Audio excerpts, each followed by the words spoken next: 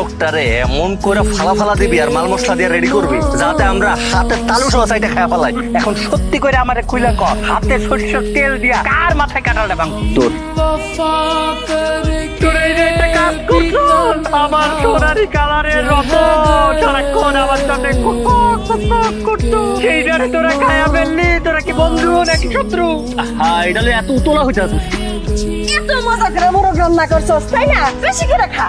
মাগো, ও মা, আমার কোনো দোষ নাই, সব অবুঝ। তুই মামুন্যা, তুই আমাকে উপরে দোষটা পাইতাছস কে? তুই তো কইছস যে চাচি বাড়িতে নাই, ওই কারণে তোকে মুরগিটা খাম দিয়ে রান্না করে খায়া লাইতে। কিরে কষ্টকে ওই তুই না কইলি তোর মা বাসায় নেই? তোর দোষটাই না। ওঠ, ওঠ।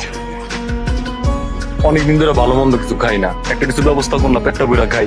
ঠিক আছে, তোরা যেহেতু কইতাছস চুরি তো করুন, তবে এবার আর মোরগ চুরি করুন। এবার চুরি করুন তার থেকে বড় কিছু। ওই যে দেখ, এটা খান বাড়ির ছাগল। তো খান বাড়ি